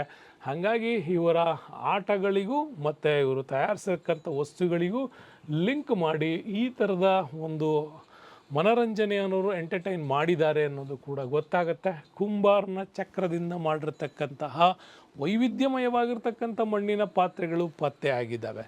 ಮತ್ತು ಅವುಗಳು ಹೊಳಪಿನ ಇಲ್ಲವೇ ಬಣ್ಣದಲ್ಲಿ ಚಿತ್ರಿಸಲ್ಪಟ್ಟಿರೋದು ಕೂಡ ನಮಗೆ ಕಾಣುತ್ತೆ. ಅದು ಹರಪ್ಪ ನಾಗರಿಕತೆಯ ಫಸ್ಟ್ ಸ್ಟೇಜಲ್ಲಿ ಸಿಗಲ್ಲ. Second stage, third stage, fourth ಸ್ಟೇಜಲ್ಲಿ ಮಡಕೆಗಳು ಬರ್ತಾ ಬರ್ತಾ ಬರ್ತಾ ಕಪ್ಪು ಕಲ್ಲರಿಂದ ಬ್ರೌನ್ಗೆ ಮತ್ತು ಇನ್ನೂ ಕೂಡ ಬಿಳಿ, ಇನ್ನೂ ಮಿಕ್ಸ್ಚರ್ ಹಾಕಿ ಬೂದು ಬಣ್ಣ ಮತ್ತು ಅದರ ಮೇಲೆ ಚಿತ್ರಕಲೆಗಳ ಬೆಳವಣಿಗೆ ಆಗ್ತಾನೇ ಬಂದಿದೆ. ಇನ್ನು ಇವರು ತಾಮ್ರ, ಕಂಚು, ಬೆಳ್ಳಿ ಮತ್ತು ಪಿಂಗಾಣಿ ಪಾತ್ರೆಗಳನ್ನು ಉಪಯೋಗ ಮಾಡಿದ್ದಾರೆ. ಪಿಂಗಾಣಿ ಕಲ್ಚರ್ನ ಬಳಸಿರೋದ್ರಿಂದ ಗೊತ್ತಾಗುತ್ತೆ ಇವರು ಚೀನಾ ನಾಗರಿಕತೆಯ ಜೊತೆಗೂ ಕೂಡ ಸಂಬಂಧ ಇತ್ತು ಅನ್ನೋದು ನಮಗೆ ಪ್ರೂವ್ ಆಗದೆ ಅವ್ರು ಬಳಸಿರ್ತಕ್ಕಂಥ ಪಿಂಗಾಣಿಯ ಪಾತ್ರೆಗಳಿಂದ. ಇನ್ನು ಪಕ್ಷಿಗಳು, ಪ್ರಾಣಿಗಳು, ಪುರುಷರು, ಸ್ತ್ರೀಯರು ಮತ್ತು ಗಾಲಿ ಬಂಡಿಗಳು, ಕುರ್ಚಿಗಳು ಇವೆಲ್ಲ ನಮಗೆ ಅವರಲ್ಲಿ ಸಿಕ್ಕಿರೋದ್ರಿಂದಾಗಿ ಇವುಗಳನ್ನೆಲ್ಲ ಅವರು ಬಳಸ್ತಾ ಇದ್ದರು ಅಂತ ಕೂಡ ಹೇಳಲಾಗತ್ತೆ. ಬಟ್ ಇಲ್ಲೇನೇ ಸಿಕ್ಕರೂ ಕೂಡ ಒಂದು ಕಡೆ ಇನ್ನೂ ಡೌಟ್ ಇದೆ. ಏನು ಡೌಟ್ ಇದೆ ಅಂದರೆ, ಕುದುರೆಯ ಒಂದು ಜೀನು ಸಿಕ್ಕಿರ್ತಕ್ಕಂಥದ್ದು ಇಲ್ಲಿ ಒಂದೇ ಕಡೆ ಮಾತ್ರ ಸಿಕ್ಕಿರೋದ್ರಿಂದ ಇಲ್ಲಿ ಕುದುರೆ ಬಳಕೆ ಇವ್ರ ಕಾಲದಲ್ಲಿ ಇಲ್ಲ ಅಂತಲೇ ಎಲ್ಲರೂ ಎಕ್ಸ್ಪ್ಲೈನ್ ಮಾಡೋದು. ಆದರೆ ಸಿಕ್ಕಿರ್ತಕ್ಕಂತಹ ಈ ಒಂದು ಆಟದ ಸಾಮಾನಿಂದ ಹಂಗಾರೆ ಕುದುರೆ ಬಳಕೆ ಇವ್ರಿಗೆ ಗೊತ್ತಿತ್ತಾ ಅನ್ನೋದು ಇವತ್ತು ಕೂಡ ತಜ್ಞರಲ್ಲಿ ಒಂದು ಸಮಸ್ಯೆ ಇದೆ. ಅದನ್ನು ಕೂಡ ಬಗೆಹರಿಸ್ತಾರೆ. ತಾಮ್ರ ಮತ್ತು ಕಂಚಿನಿಂದ ಮಾಡಿರ್ತಕ್ಕಂತಹ ಆಯುಧಗಳನ್ನು ಮಾಡ್ಕೊಂಡಿದ್ರು.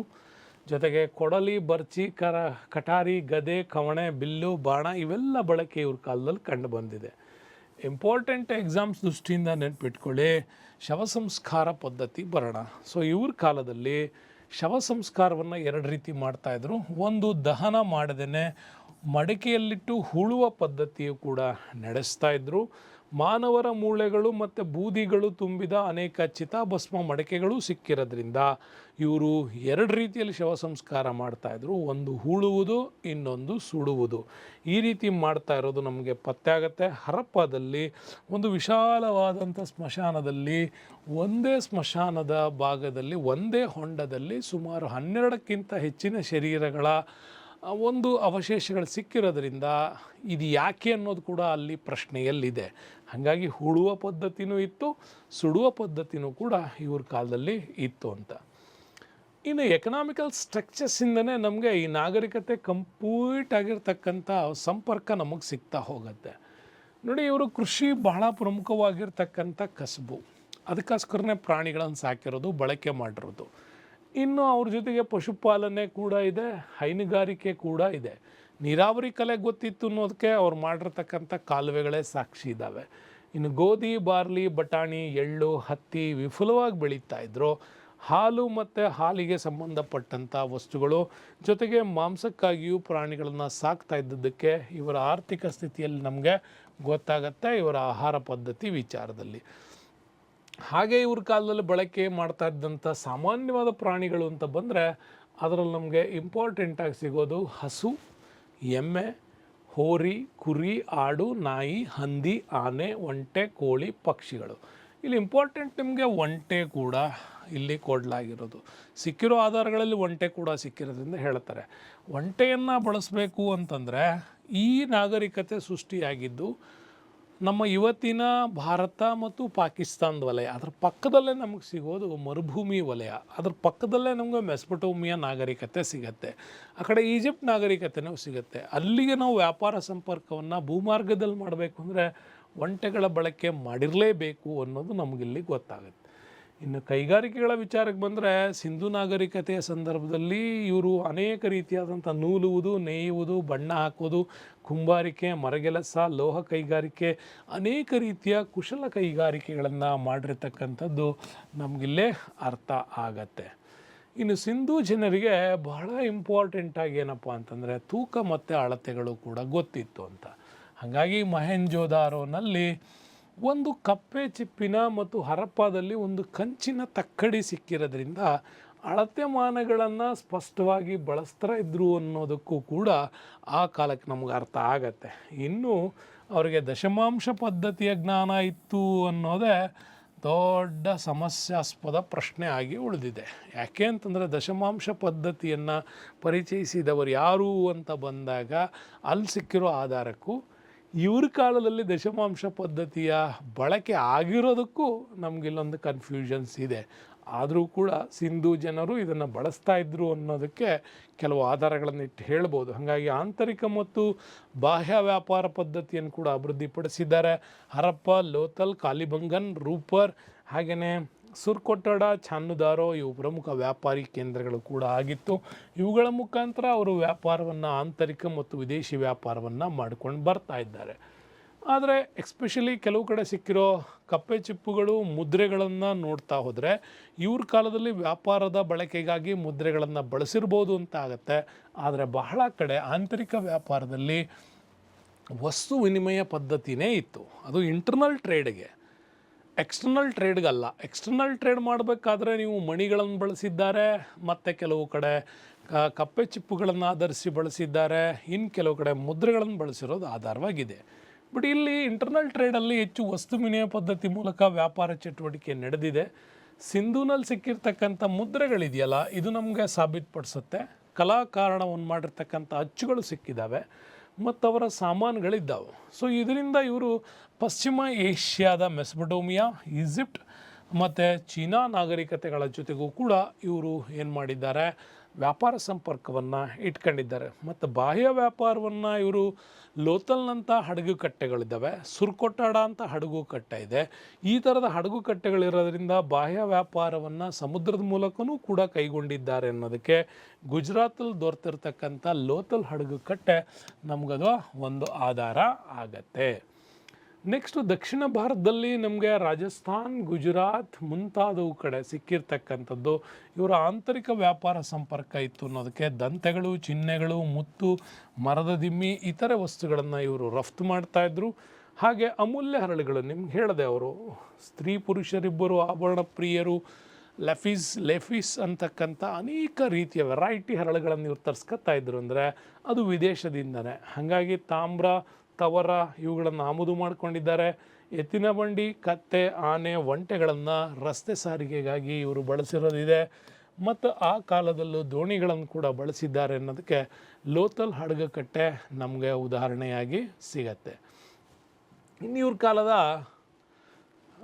ಧಾರ್ಮಿಕ ಸ್ಥಿತಿಗೆ ಬಂದರೆ ಸಿಕ್ಕಿರುವ ಮುದ್ರೆಗಳಲ್ಲಿರುವ ಚಿತ್ರಗಳು, ಜೇಡಿ ಮಣ್ಣಿನಲ್ಲಿ ಸಿಗ್ತಕ್ಕಂಥ ಚಿಕ್ಕ ಪ್ರತಿಮೆಗಳು, ಕಲ್ಲಿನ ಪ್ರತಿಮೆಗಳು ಸಿಂಧೂ ಜನರ ಧಾರ್ಮಿಕ ವ್ಯವಸ್ಥೆಯನ್ನು ಎಕ್ಸ್ಪ್ಲೇನ್ ಮಾಡ್ತವೆ. ಏನೇ ಎಕ್ಸ್ಪ್ಲೇನ್ ಮಾಡಿದರೂ ಇವರು ಪ್ರಧಾನವಾಗಿ ಮಾತೃದೇವತಾ ಆರಾಧಕರು ಅನ್ನೋದು ನಮಗೆ ಗೊತ್ತಾಗುತ್ತೆ. ಮಾತೃದೇವತೆ ಇವರ ಪ್ರಧಾನ ದೇವತೆ ಆಗಿತ್ತು ಅನ್ನೋದು ನಮಗಿಲ್ಲಿ ಆಧಾರ ಇದೆ. ಶಿವನನ್ನು ಇವರು ಪಶುಪತಿ ಮಹಾದೇವ ಅಂತ ಪೂಜೆ ಮಾಡೋದಿದೆ. ಮತ್ತು ಲಿಂಗ ರೂಪದಲ್ಲೂ ಕೂಡ ಆರಾಧನೆ ಮಾಡಿರೋದು ನಮಗೆ ಗೊತ್ತಾಗತ್ತೆ. ಹಾಗಾಗಿ ಅವರು ಗಿಡಗಳು, ಪಕ್ಷಿಗಳು, ಪ್ರಾಣಿ ಪಕ್ಷಿಗಳು, ಹಾವುಗಳು ಇವುಗಳನ್ನೆಲ್ಲ ಪೂಜೆ ಮಾಡಿದ್ದಾರೆ. ಭೂತಗಳ ಬಗ್ಗೆನೂ ಕೂಡ ಗೊತ್ತಿದೆ. ಹಾಗಾಗಿ ಭಾಳಷ್ಟು ಹೆಚ್ಚು ಕಡೆ ಇವ್ರದ್ದು ಪರಿಸರವನ್ನು ಆರಾಧನೆ ಮಾಡ್ತಕ್ಕಂಥ ಅನೇಕ ಆಚರಣೆಗಳು ಇವ್ರ ಕಾಲದಲ್ಲಿ ಇತ್ತು ಅನ್ನೋದಕ್ಕೆ ನಮಗೆ ಅಲ್ಲಿ ಆಧಾರಗಳು ಪ್ರೂವ್ ಮಾಡ್ತವೆ. ಓಕೆ, ಇನ್ನು ನೆಕ್ಸ್ಟು ಇವರ ಪ್ರಮುಖವಾಗಿರ್ತಕ್ಕಂತಹ ಕಲೆ ವಾಸ್ತುಶಿಲ್ಪದ ವಿಚಾರಕ್ಕೆ ಬಂದರೆ ಸ್ನೇಹಿತರೆ ನೋಡಿ, ಸಿಕ್ಕಿರ್ತಕ್ಕಂಥ ಕಂಚಿನ ವಿಗ್ರಹದ ನರ್ತಕಿದು ಮತ್ತು ಸಿಕ್ಕಿರ್ತಕ್ಕಂಥ ಗಡ್ಡಧಾರಿ ಮನುಷ್ಯನ ಪ್ರತಿಮೆ ಇವೆರಡೂ ಅವರ ಕಾಲದ ಅವರ ಡಿಸೈನ್ಸ್ಗಳನ್ನು ಹೇಳುತ್ತೆ. ಅವ್ರು ಯಾವ ಥರದ ಆಭರಣಗಳನ್ನು ಬಳಸ್ತಾ ಇದ್ರು ಅನ್ನೋದಕ್ಕೆ ಆಧಾರಗಳು ಸಿಗ್ತವೆ. ಹಾಗಾಗಿ ಅವ್ರು ಸಿಂಧು ನಾಗರಿಕತೆಯ ಜನರು ಸೌಂದರ್ಯಾಭಿರುಚಿಯನ್ನು ಹೊಂದಿರತಕ್ಕಂಥ ಜನರು. ಹಾಗಾಗಿ ಚಿಕ್ಕ ಚಿಕ್ಕ ಪ್ರತಿಮೆಗಳು, ಮುದ್ರೆಗಳು, ತಾಯಿತಗಳು, ಮಡಿಕೆಗಳು, ನೃತ್ಯದ ಭಂಗಿಯ ಚಿತ್ರ, ಗಡ್ಡದ ಮನುಷ್ಯನ ಈ ಮೂರ್ತಿ ಮತ್ತು ಪಶುಪತಿಯ ಚಿತ್ರಗಳು, ಮಡಿಕೆ ಮೇಲಿನ ಆಕರ್ಷಕವಾದಂಥ ವಿನ್ಯಾಸಗಳು ಮತ್ತು ಜೇಡಿ ಮಣ್ಣಿನ ಆಟಿಕೆಗಳು, ಆಭರಣಗಳು ಇವೆಲ್ಲವೂ ಕೂಡ ಅವರ ಕಲೆ ವಾಸ್ತುಶಿಲ್ಪವನ್ನು ನಮಗೇನು ಮಾಡ್ತವೆ, ಎಕ್ಸ್ಪ್ಲೈನ್ ಮಾಡ್ತವೆ. ಇನ್ನು ಅವ್ರ ಕಾಲದಲ್ಲಿ ಮುದ್ರೆಗಳ ವಿಚಾರಕ್ಕೆ ಬಂದರೆ ವೆರಿ ಇಂಪಾರ್ಟೆಂಟ್ ನೆನ್ಪಿಟ್ಕೊಳ್ಳಿ. ಇವರು ಮುದ್ರೆಗಳನ್ನು ರೆಡಿ ಮಾಡ್ತಾ ಇದ್ದಿದ್ದು ಜೇಡಿ ಮಣ್ಣಿನಿಂದ, ಆಮೇಲೆ ಆನೆಯ ದಂತಗಳಿಂದ ಮತ್ತು ಕಲ್ಲಿಗಳಿಂದ ರೆಡಿ ಮಾಡ್ತಾಯಿದ್ರು. ಸುಮಾರು 300ಕ್ಕೂ ಅಧಿಕ ಮುದ್ರೆಗಳು ನಮಗೆ ಸಿಕ್ಕಿದೆ. ಮುದ್ರೆಗಳನ್ನು ವ್ಯಾಪಾರದ ಉದ್ದೇಶಕ್ಕಾಗಿ ಬಳಸ್ತಾ ಇದ್ರು ಅನ್ನೋದು ಹೆಚ್ಚಿನ ಜನರಿಗೆ ಅರಿವಾಗಿದೆ. ಅವುಗಳಲ್ಲಿ ಅನೇಕ ಮುದ್ರೆಗಳು ಚೌಕಾಕಾರ ಇದ್ದಾವೆ, ಕೆಲವು ಆಯತಾಕಾರದಲ್ಲಿದ್ದಾವೆ, ಕೆಲವು ಗಾತ್ರದಲ್ಲಿ ಚಿಕ್ಕವಿದ್ದಾವೆ. ಬಹಳಷ್ಟು ಮುದ್ರೆಗಳ ಮೇಲೆ ಒಂದು ಇಂಪಾರ್ಟೆಂಟ್ ಚಿತ್ತ, ಇದೊಂದು ಇಮ್ಯಾಜಿನರಿ ಒಂದು ಚಿತ್ರ, ಏಕಶೃಂಗಿ ಚಿತ್ರ ಇರೋದು. ಇನ್ನು ಮಾಮೂಲಿ ಉಳಿದವು ಹೋರಿ, ಆನೆ, ಜಿಂಕೆ, ಮಾನವ ಇತರ ಚಿತ್ರಗಳನ್ನು ಮಾಡಿದರು. ಒಂದು ಏಕಶೃಂಗಿ, ಒಂದು ಕೊಂಬಿನ ಒಂದು ಪ್ರಾಣಿ ಹೊಂದಿರತಕ್ಕಂಥ ಚಿತ್ರವನ್ನು ಬೆಳೆಸಿದ್ದಾರೆ. ಕೆಲವರು ಅದನ್ನು ಗೆಂಡಾಮೃಗ ಅಂದರು. ಅದು ಆ ಥರ ಇಲ್ಲ. ಮಾನವ ರೂಪದ ಚಿತ್ರದ ಮೇಲೆ ಏಕಶೃಂಗಿ ಹಾಕಿರ್ತಕ್ಕಂಥದ್ದು ಕಾಣುತ್ತೆ. ಹಾಗಾಗಿ ಇದು ಭಾಳ ವಿಶೇಷವಾದಂಥ ಪ್ರಾಣಿಯನ್ನು ಅವರು ತಮ್ಮ ಮುದ್ರೆಗಳ ಮೇಲೆ ಚಿತ್ರಿಸಿರೋದು. ಎಲ್ಲ ಮುದ್ರೆಗಳ ಮೇಲೆ ಚಿತ್ರ ಬರಹ ಇದೆ. ಓಕೆ, ಪಿಕ್ಟೋಗ್ರಾಫ್ ಅಂತೇನು ಕರಿತೀವಿ, ಚಿತ್ರ ಬರಹ ಇದೆ. ಅವುಗಳನ್ನು ಇನ್ನೂ ಕೂಡ ಒಪ್ಪುವ ರೀತಿ ಓದಲಿಕ್ಕೆ ಆಗಿಲ್ಲ. ಆದರೆ ಬರವಣಿಗೆಗಳ ದಿಶೆ ಬಲದಿಂದ ನೋಡೋದಾದರೆ ಎಡಗಡೆಯಿಂದ ಬಲಕ್ಕೆ ಇರ್ಬೋದು, ಬಲದಿಂದ ಎಡಕ್ಕೆ ಇರ್ಬೋದು ಅಂತ ತಿಳಿಸಲಾಗಿದೆ. ಕೆಲವು ಪ್ರಕರಣಗಳಲ್ಲಿ ಮೊದಲ ಸಾಲು ಬಲದಿಂದ ಎಡಕ್ಕಿದೆ, ಎರಡನೇ ಸಾಲು ಎಡದಿಂದ ಬಲಕ್ಕಿದೆ. ಸೊ ಅಲ್ಲಿಗೆ ನಾವು ಅಂದ್ಕೊಳ್ಬೋದು ಇದು ಖರೋಷ್ಠಿ ಲಿಪಿ ಏನು ನಮಗೆ ಅಶೋಕನ ಕಾಲಕ್ಕೆ ಸಿಗುತ್ತೆ, ಇದನ್ನು ಫಾಲೋ ಮಾಡಿದ್ರಾ ಅಥವಾ ಮೂಲದಲ್ಲಿ ಅದು ಸಿಕ್ಕಿರೋದ್ರಿಂದ ಅದು ಇರ್ಬೋದಾ ಅಂತ ನಮ್ಮಲ್ಲಿ ಬಹಳಷ್ಟು ಇತಿಹಾಸ ತಜ್ಞರುಗಳಲ್ಲಿ ಒಂದು ಜಿಜ್ಞಾಸೆ ಇದೆ. ಅದು ಇನ್ನೂ ಪರಿಹಾರ ಆಗಬೇಕು. ಹಾಗಾದ್ರೆ ಇಷ್ಟೊಂದು ಸುಂದರವಾದ ನಾಗರಿಕತೆ ಹೆಂಗೆ ಅವನತಿ ಆಯಿತು ಅನ್ನೋದ್ರ ಬಗ್ಗೆನೂ ಕೂಡ ಊಹೆಗಳು, ಚರ್ಚೆಗಳ ಮೇಲೇ ನಡೀತಾ ಇದೆ. ಇತಿಹಾಸ ತಜ್ಞರು ಬಹಳಷ್ಟು ಈ ನಾಗರಿಕತೆಯ ಅವನತಿ ಹಂತಕ್ಕೆ ತಮ್ಮದೇ ಆಗಿರ್ತಕ್ಕಂಥ ಸ್ಟೇಟ್ಮೆಂಟ್ ಕೊಟ್ಟಿದ್ದಾರೆ. ತುಂಬ ನದಿಗಳು ಭಾಳ ಹೆಚ್ಚು ಹಿಮಾಲಯದಿಂದ ಇವು ಹರಿತಾ ಇದ್ದಿದ್ದರಿಂದಾಗಿ, ತುಂಬಿ ಹರಿತಾ ಇದ್ದಿದ್ದರಿಂದಾಗಿ ಇವುಗಳು ತಮ್ಮ ನದಿಗಳು ಹರಿಯುವ ಪಥವನ್ನು ಬದಲಾಯಿಸಿರೋದ್ರಿಂದ ಇವರು ವಾಸವಾಗಿದ್ದಂಥ ನದಿ ಬಯಲಿಗಳ ಮೇಲೆ ಪಥವನ್ನು ಬದಲಾಯಿಸಿ ಹರಿದಿದ್ದರಿಂದ ಈ ರೀತಿಯಾಗಿ ಇವರ ನಗರಗಳು ಹಾಳಾಗಿರ್ಬೋದಾ ಅನ್ನೋ ಪ್ರಶ್ನೆ ಮಾಡ್ತಾರೆ. ಮತ್ತು ನದಿಗಳು ನಗರಗಳಿಂದ ದೂರ ಹರಿದು ಭೂಮಿಯನ್ನು ಬರಡಾಗಿಸಿರಬಹುದಾ ಅಂತಲೂ ಕೂಡ ಹೇಳ್ತಾರೆ. ಸತತ ಪ್ರವಾಹಗಳು, ಮಣ್ಣಿನ ಸವೆತ ಇವರ ಜನಜೀವನದ ಮೇಲೆ ತುಂಬಾ ಪ್ರಭಾವ ಬೀರಿದೆ ಅಂತ ಕೂಡ ಹೇಳ್ತಾರೆ. ಭೂಮಿಯ ಅತಿಯಾದ ಬಳಕೆಯಿಂದನೂ ಕೂಡ ಈ ನಾಗರಿಕತೆ ಅವನತಿಯಾಗಿರ್ಬೋದು ಅಂತ ಹೇಳ್ತಾರೆ. ಯಾಕೆ ಅಂತಂದರೆ ಇವರು ಪ್ರತಿ ಬಾರಿಯೂ ಕೂಡ ಭೂಮಿಯನ್ನು ಸುಟ್ಟ ಇಟ್ಟಿಗೆಗಳನ್ನು ಮಾಡೋದಕ್ಕೋಸ್ಕರವಾಗಿ, ಕೃಷಿಗಾಗಿ ಹೆಚ್ಚೆಚ್ಚು ಉಳುಮೆ ಮಾಡ್ತಾ ಇರೋದರಿಂದಾಗಿಯೂ ಕೂಡ ಅವು ಬರಡಾಗಿರ್ಬೋದು ಅಂತಲೂ ಕೂಡ ಹೇಳ್ತಾರೆ. ಅಂದರೆ ಸಾಂಕ್ರಾಮಿಕ ರೋಗಗಳ ಹರಡುವಿಕೆಯಿಂದ ಜನಸಂಖ್ಯೆ ಇಲ್ಲಿಂದ ಹೋಗಿರ್ಬೋದಾ ಅನ್ನೋದು ಪ್ರಶ್ನೆ ಇದೆ. ಮಳೆಯ ಕೊರತೆ ಈ ಪ್ರದೇಶದಲ್ಲಿ ಮರುಭೂಮಿ ಸೃಷ್ಟಿಯಾಗಿರೋದ್ರಿಂದ ಆಗಿರ್ಬೋದಾ ಅಂತ. ಸಿಂಧು ನಾಗರಿಕತೆ ಸಂಪತ್ತು ಅನಾಗರಿಕ ದಾಳಿಕೋರರಿಂದನೇ ಇಲ್ಲಿ ಆಕರ್ಷಣೆಗೊಳಗಾಗಿ ಈ ಜನಜಾಗೃತಿ ಅವರ ಖಡ್ಗಗಳಿಗೆ ಬಲಿಯಾಗಿರಬಹುದಾ ಅನ್ನೋದು ಕೂಡ ಇದೆ. ಯಾಕೆಂದರೆ ಸಿಕ್ಕಿರೋ ಆಧಾರಗಳು ಎಕ್ಸಾಕ್ಟಾಗಿ ಹೀಗೆ ಆಗಿದೆ ಅಂತ ಹೇಳಲಿಕ್ಕೆ ಸಾಧ್ಯ ಆಗ್ತಾ ಇಲ್ಲ. ಆದರೂ ಕೂಡ ಸಿಂಧು ನಾಗರಿಕತೆ ಒಮ್ಮಿಂದೊಮ್ಮೆಲೆ ಅಲ್ಲ, ಕ್ರಮೇಣವಾಗಿ ಆಯಿತು ಅಂಥೇಳಿ ಕೆಲವರು ಅದನ್ನು ಹೇಳ್ತಾರೆ. ದೊಡ್ಡ ಪ್ರಮಾಣದ ಅರಣ್ಯ ನಾಶದಿಂದಾಗಿ ಪದೇ ಪದೇ ಪ್ರವಾಹಗಳು ಕ್ರಿಯೇಟ್ ಆಗಿರ್ಬೋದು, ಪರಿಸರ ಅಸಮತೋಲನ ಆಗಿರ್ಬೋದು.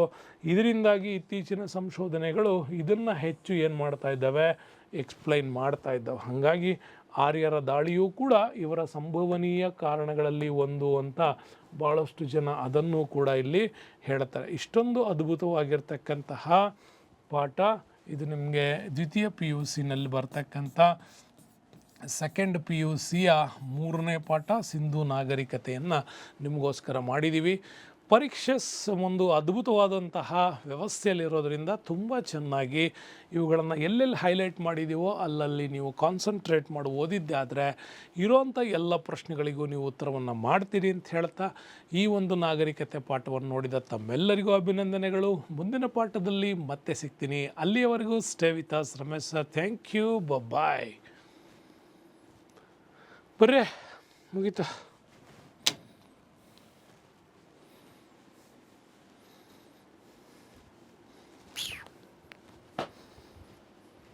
आओ जे, आओ जे, पूरा हो गया.